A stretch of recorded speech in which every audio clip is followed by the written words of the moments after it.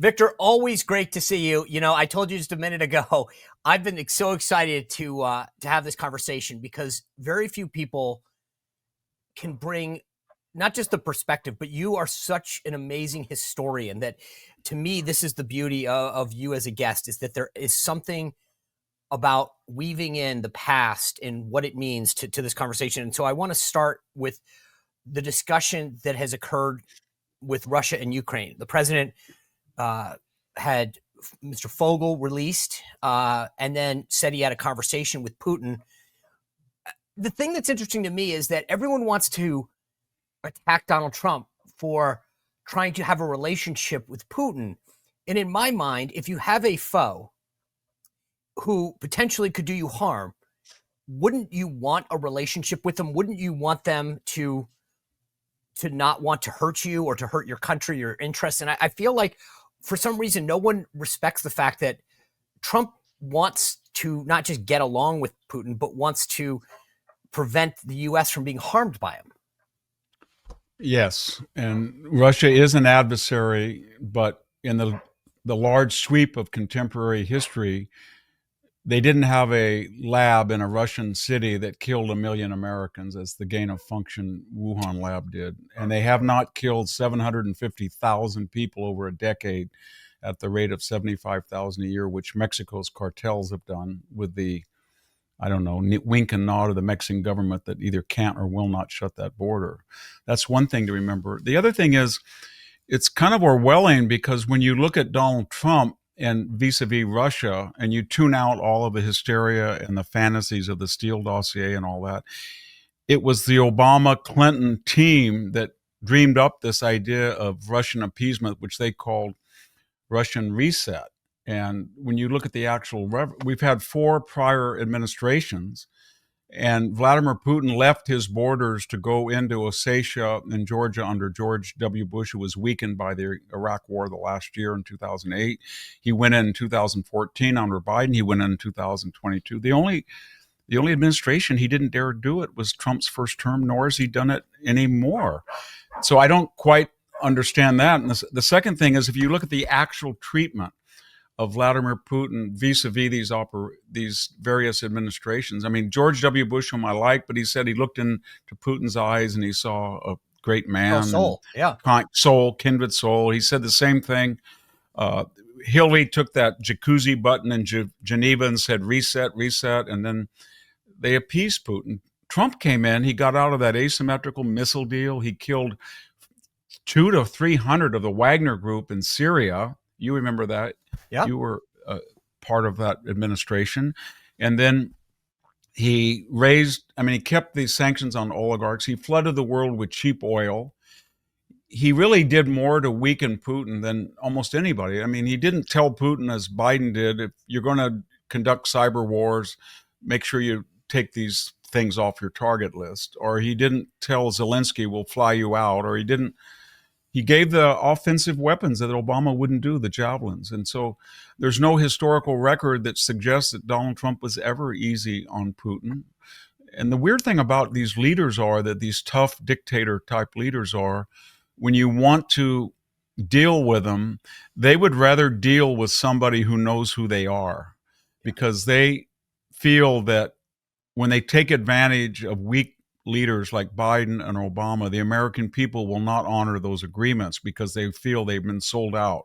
And that's what, and remember Obama during the hot mic with Medvedev in Seoul of 2012 in March, he said to him, tell Vladimir that this is my last election. If he'll be flexible, i.e. don't invade right away until I'm elected, I will be flexible on missile defense. In fact, they both kept their bargain. He dismantled the Czech and Polish initiative, which would have come in handy now with Ukraine. And in addition to that, Medvedev and Putin did not invade while Obama was up for re-election. So they've distorted the historical record. And Donald Trump, that's why he can negotiate with Putin, because Putin is... It's not that he respects him, he's afraid of Donald Trump. He doesn't know what Donald Trump might do at any given moment. And the others were predictably weak. Yeah. The thing that's interesting that you noted, and I bring this up to people all the time, and I'll say, look, you don't have to like Donald Trump, But think about the record 4 years of him and the 4 years of Biden. When Donald Trump was president, there wasn't one major foreign incursion, right? No invasions, no attacks, no borders taken over or missiles fired. I mean, yes, North Korea shot stuff into the ocean. Joe Biden comes into office. Russia invades Ukraine, failed with Afghanistan withdrawal. Hamas attacks Israel. North Korea is provocative. China's openly talking about domination by 2027. And people will say, oh, you can't give Trump credit. And I'm like, why not? Like, for exactly the aforementioned reason. But as a historian, I get the present time, Victor. But as somebody who has looked at like how history plays out, if we look back in 50 or 60 or 100 years, will people say Trump's foreign policy kept America safe? Because I wonder, is it the people who write it are still going to hate him? Or will at some point there'll be this enlightenment that say, you know what, maybe he actually knew how to handle these folks? Yeah, I think it takes about a generation or two to get the truth out. And it took that long. When I grew up, everybody said only the New Deal got us out of the Depression. It was only the New Deal. And all the right-wing Republicans put Japanese Americans in camps. And then by 1990, people were saying the New Deal caused the second recession of 1938. The war got us out, not the takeover of the private sector by the Roosevelt administration. And then they were telling us, no, it was not the right that put Japanese Americans in camps. It was Earl Warren as Attorney General of California. It was FDR as president. And it was the left-wing McClatchy newspapers. But that didn't, when I was in high school, that nobody would believe that. Now nobody doesn't believe it. So I think it'll take a while. But the recent hysteria is that Donald Trump might negotiate a institutionalization of the Crimea and Donbass and make a deal that way. But again, it's a distortion of history. When Obama allowed Putin to go in there in 2014 in Crimea, and he was still president for 2 more years. It was never the position of the Obama White House that we will arm Ukraine to the teeth so they can get back that captured territory. They wrote it off. In fact, they didn't even give them offensive weapons. They refused to. It was not the position of the Biden administration to get those areas back by arming Ukraine until October 22nd. The idea that you're going to get all back, that is a post-February 24th, 2022 construct. And well, that's knows. interesting that you say that, because Pete Hegseth, the Secretary of Defense, said that this week. He said, look, I think, and this is what I was going to ask you this, but you're touching on it now, but he said it's unrealistic to think somehow we're going to go back to the pre-2014 borders, right? It just is yes, not. Absolutely. He's just echoing the official warning that Barack Obama gave us and that Joe Biden gave us. Look, Victor, I see this, you see this, Pete Hegseth sees this, Donald Trump sees this. But the media pretends that, like, oh my God, when you settle, if you allow Russia to take land that they annex, what precedent have you set? And I'm like, I get that. I don't want there to be a precedent. But the reality is that I don't see any short-term fix to this war, to the end of the loss of life. If we don't cut a deal, we say, yeah, you get to keep this, but it'll mean the end of the war.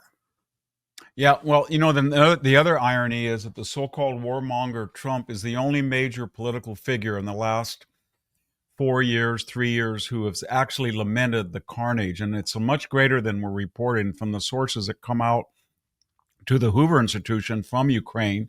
We're looking at 1.5 million or 1.7 dead, wounded, and missing on both sides in aggregate. And Donald Trump is always talking about that. He said it's a level, but I never heard Obama lament that. I never heard, all it was is we've got to make sure we bleed out Putin. We've got to attrite the Russian monstrosity. But Trump is looking at it in humanitarian terms. And the second thing is, the reason that Joe Biden and Barack Obama did not want to arm Ukraine to get back those areas was, first of all, they thought it would be impossible. Second of all, they said repeatedly, and this is before February 24th of 22, that Russia had 7,000 deliverable nuclear weapons and it was a special case. And third, and I think this is very important. They wrote extensively, they being their supporters, that it was ambiguous because Crimea had been Russian since the 18th century, and it had been Russian until 1989, and then for 3 years, it was the republic of an independent autonomous nation called Crimea. And there was a race between Putin's little green men and the Ukrainians to claim it. And before Crimea could make a decision, Ukraine grabbed it smartly. They grabbed it, but there was a divided population. And when you go to the Donbass, the only reason that when the Soviet Union fell apart, that the Donbass was part of the province of Ukraine because it was the Soviet republics, was Khrushchev was born near the border, and he was trying to make sure that there was not an Ukrainian national movement against the communist government. So he said, we're going to give the Republic of Ukraine, which is part of the Soviet Union, jurisdiction over the Donbass to flatter them or to feed their nationalistic, so they stay within the Soviet Union. And no one in their right mind ever thought the Soviet Union at that point in the 1950s was going to break apart. But what I'm getting at is there was a sizable majority in areas of Donbass and Crimea that were Russian speakers. They had been traditionally Russian. And the idea that you were going to put NATO right up on the borders of the former Soviet Union and the Russian Federation, and those were going to be forever, those areas were going to be forever Ukrainian and thus part of NATO, it was not a sustainable idea. And everybody knew that. And people who were sober and wise said, do not, and I'm talking across the political spectrum, do not put them in NATO, do not overthrow the government, do not get into the internal affairs of Ukraine, do not get your family working with an oil, don't, just keep out of it and try to work with Putin. And maybe you can make a deal where you say they won't be in Ukraine and they will be a neutral Switzerland or Austria, neither Warsaw Pact or NATO. That was the discussion. And then when he went in, he thought he could go in because he thought he could get away with it, because he got away with it under Bush and Obama, and he did get away with it under Biden. So Trump is a late comer to this geostrategic game, but he did something that none of the others did. He kept Putin within his borders, and he threatened Putin. We know that now. Trump brags about it. He said, they've asked him on a number of occasions, why did Putin stay there? And he said, well, I mentioned something about hitting the Kremlin. And then Putin was reportedly said, well, Donald, you don't mean that. He kind of smiled and said, maybe, maybe not. But he deterred Putin. Right.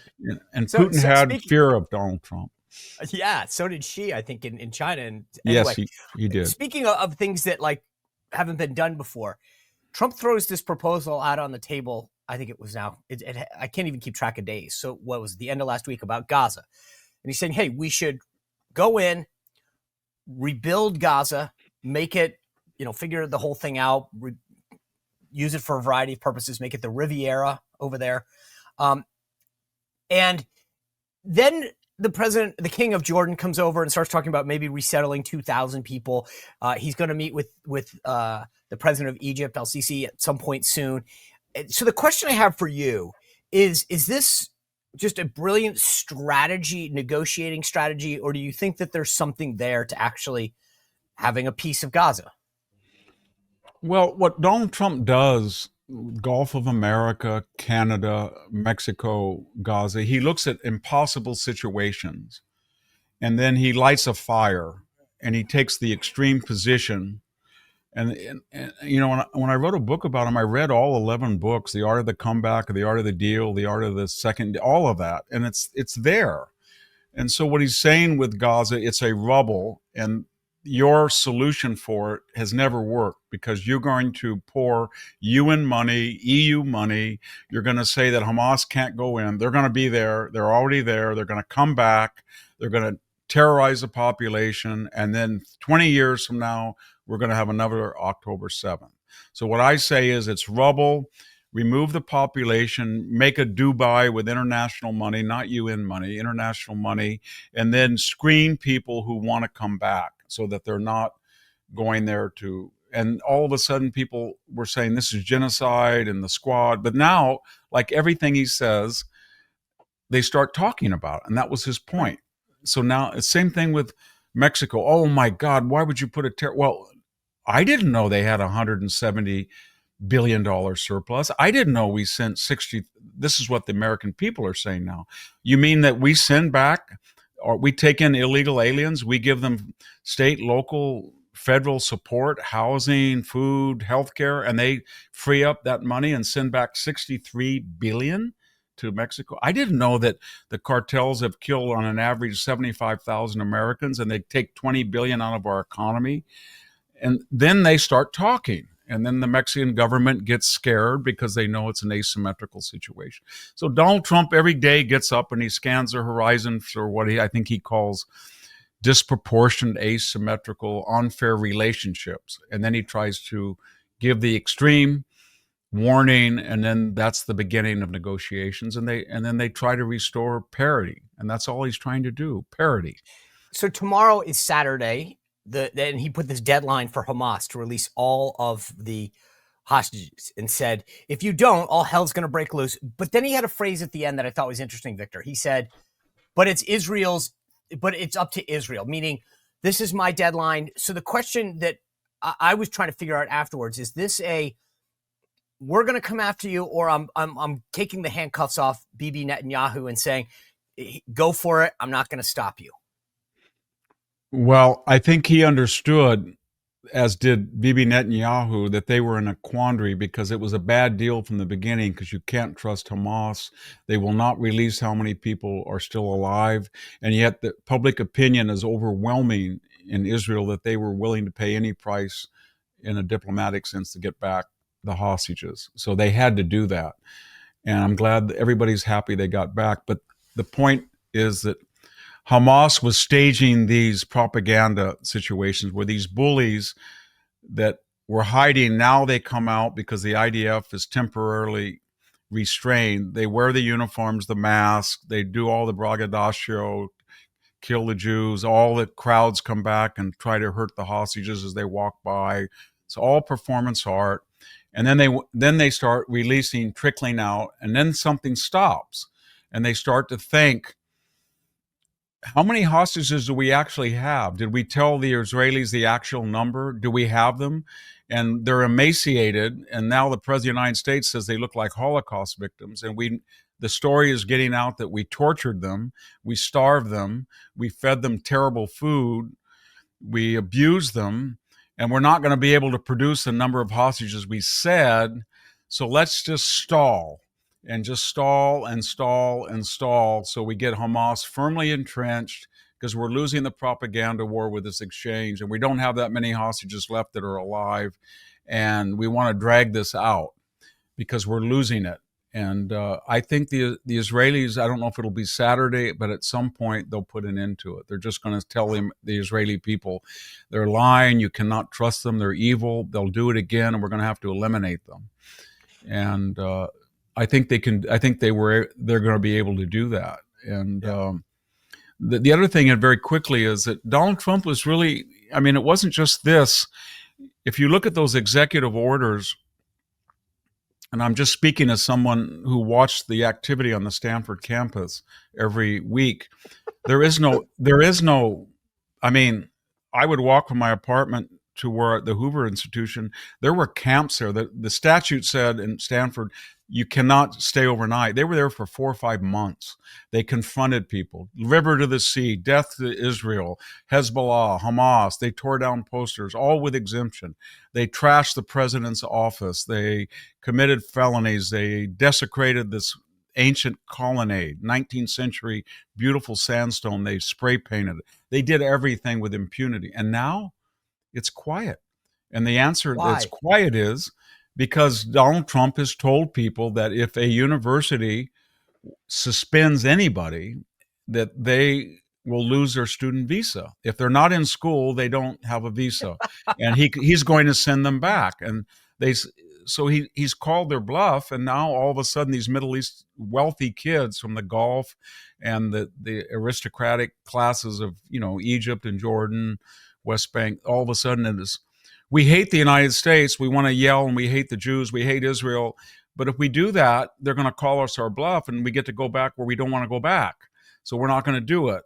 And then they complain, but the campuses are quiet.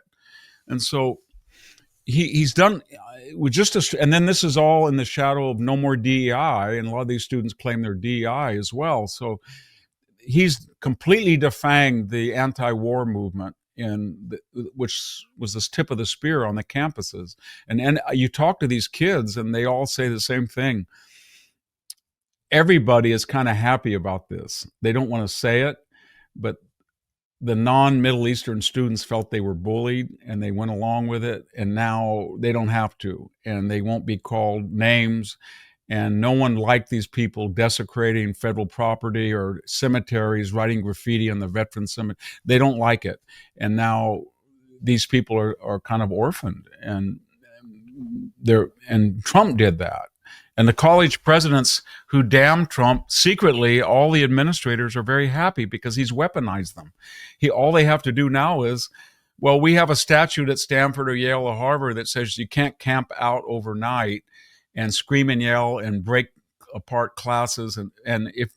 Now I don't believe that we should do that to you, but I have to have those rules, you see, because if I don't, Donald Trump is going to deport you.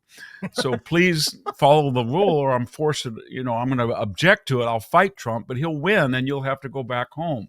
And that's how it's working it out. Oh, you just laid it. I hope none of them listened, because you just laid it out perfectly. Yeah. I want to get to tariffs and Doge, but before that, just here's the one thing. Like, my pet peeve is I feel like China's telegraphing that they're going to come by 2027. Maybe it's a little later. Who knows? Maybe it's not. But I don't feel as a country we're prepared. So if Donald Trump called you and say, Victor, you're a student of military history, of world history, how do I position myself so that China is deterred? What do you say?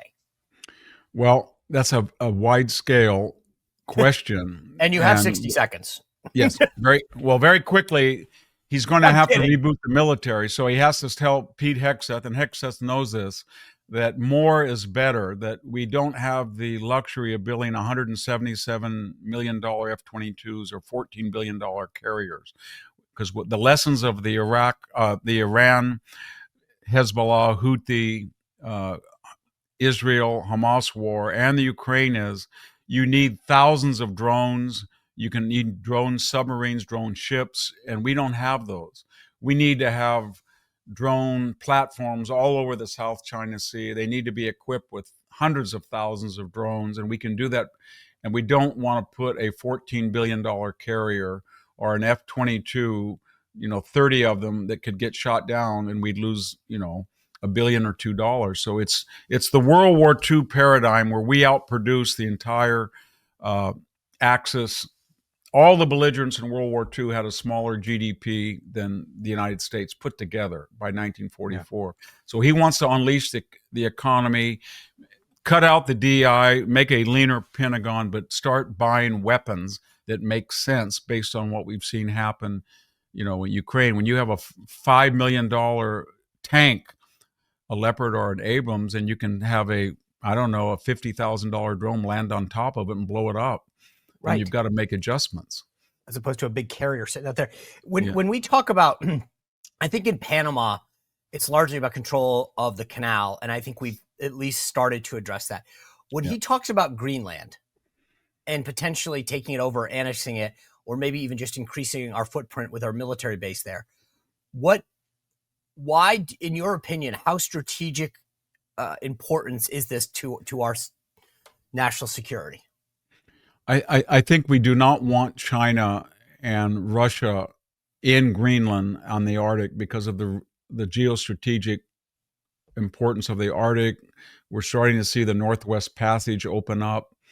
And I think Trump is trying to say, look, in World War II, Denmark did not exist. It was overrun in 3 days.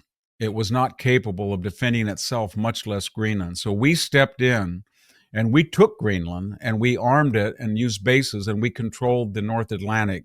So our ships that were vital to supply Europe were not being sunk because they were under air cover from Iceland and Greenland. And so it's happened before. And what he's trying to say to Denmark is in so many different, it's very brilliant what he's doing. He's basically saying, hey, you guys, you always lecture us on imperialists. You're the imperialist power. And Greenland is in North America. It's in our continent, not yours. And New York is closer to Greenland than Copenhagen. So you've got this ahistorical situation, and you're not able to reflect the will of the people who probably want to be autonomous. They're not protected. I'll come in, and then they get paranoid. And what's happened since then? They put the Greenland insignia on their royal coat of arms. They've said they're going to have $1 billion in investment for Greenland, and they're going to give the United States a big concession for another base if we choose to. So I don't think Donald Trump ever, unless they offered it to him, wanted to buy it. I think what he wanted to do was tell the world that these people are hypocrites. They criticize the United States. They are imperialists. They're the ones that have their hands in North America. In the past, they were never able to defend it. They have this huge Texas, bigger than Texas. They have this huge country, and every time they've gone to war, they've lost it, and we've had to bail them out, and it'll happen again if we're not careful. So we've got to readdress the situation for everybody's self-interest. I think it's working. Yeah. On the issue of tariffs, the conventional wisdom in the media and among the left is that slapping these tariffs on goods from other countries, aluminum, autos, etc., is going to cost Americans a ton of money and small business jobs, etc. What do you think the effect of tariffs will have if he follows through the way that he's talked about? Well, I don't think they'll have the catastrophic effect that they are. I think that these countries are so invested in export that they will actually cut the price on their end to stay competitive. I think they're making a killing right now. So when you look at Europe and Japan and China, China 300 or 400 billion, Europe 500 billion surplus. So what Trump is basically doing, he's again surveying the landscape, and he says, Canada, there is no North America free trade. You have a $50 billion surplus, and all of your tariffs are asymmetrical. We don't do what you do to you. And he looks at Mexico and he says, you have 170 billion. You're helping China get around the tariffs while you let them bring in fentanyl. And you've got to have parity within a 10 or $20 billion margin. He's telling Europe, you do not let our cars go in. You put taxes and tariffs on our ag produce. You run up 500 billion, and yet we defend you. Canada, you keep yelling and screaming. You leave the border open. You're only spending 1.3 on defense of GDP. You're supposed to pay 2. You're under our nuclear umbrella. We defend you. So what he's saying is the world in the post-war era, we were able to subsidize all these people to get back on their feet. But it's so old now, so has been. And we're not going to do it anymore because we're not that wealthy. We're 37 trillion. And he said that you should understand that we're going to correct it so we have parity. Sometimes the tariffs aren't even tariffs. In the case of Venezuela or Colombia, it's just, hey, you empty your jails. You thought that was cute to hurt the Yankee imperialists. Well, it's not cute, and I'm going to put a tariff on you till you take back your criminals. Same thing with Canada. You thought it was cute to have an open border.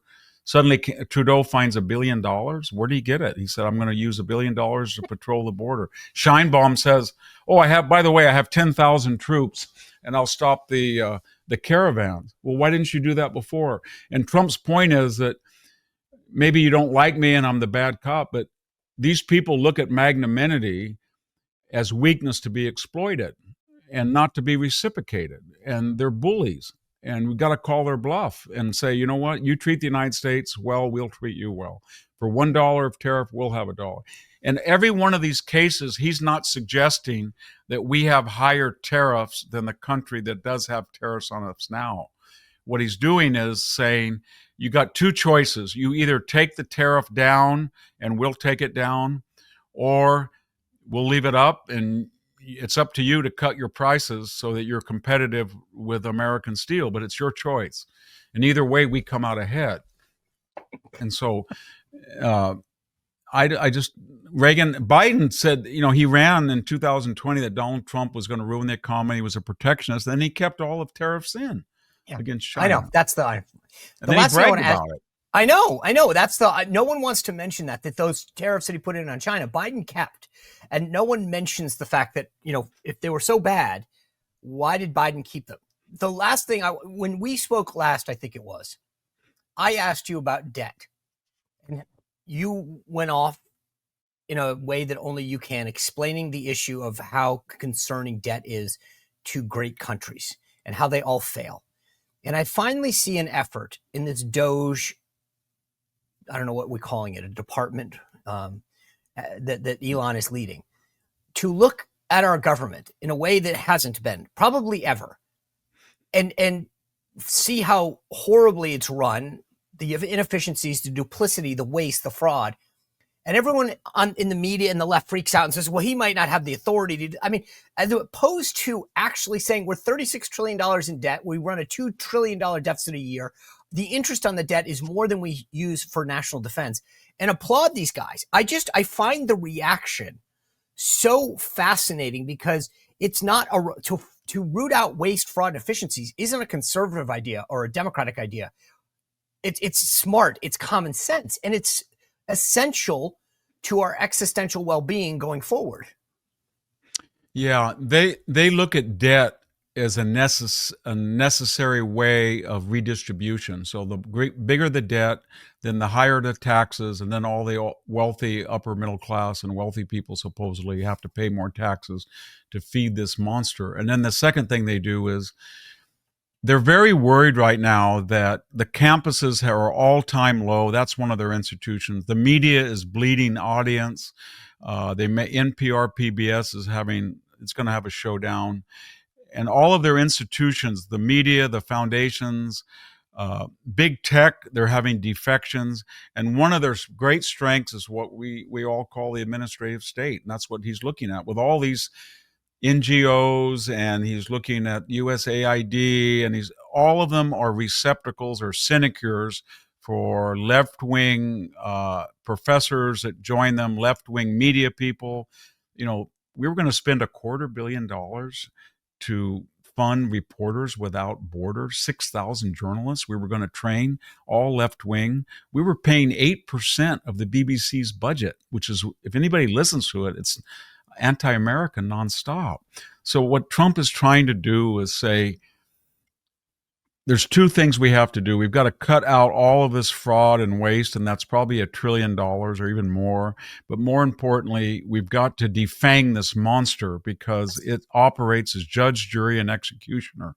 And it tyrannizes the American citizen, and we don't want this government to be so big and dangerous. And that's why they're screaming. They know there's not a constitutional crisis. They understand that Joe Biden, he said on record when the Supreme Court said that it was illegal to cancel federal debt, he said, I don't care what they said. I have ways of getting around it, ha, ha, ha. And when they said, well, he can't impound funds, Joe Biden came in and there was a law that the statute said that the Congress had appropriated money to finish the wall. He said, I won't build 1 foot, not 1 inch. And he impounded all of that federal money. He went over to Ukraine, that famous thing. He said, SOB, I'm going to fire, hey, Porchenko, I'm going to fire Victor Slokin. I'm going to hold up $1 billion that was congressional money he impounded. Yeah. So they know that. They know that it's not the issue of impounding congressional. It's not the issue of criticizing the courts. Joe Biden called the justices out in his State of the Union, said, you justices, you better. Chuck Schumer went out in front of the Supreme Court and said, you don't know what's going to hit you, Schumer, Gorsuch and Kavanaugh. So they know that. It's nothing to do with attacking the judiciary. It's all about their losing power and the ability to create this huge socialist state that they want. Yeah. What a great way to end the week, Victor. Yeah. I always appreciate your insight, your perspective. Thank you for being so generous with your time, and have a great weekend. Well, thank you, Sean. Good to be here. Well, if you enjoyed this content, make sure to like this video, subscribe, and click the notification bell to get more.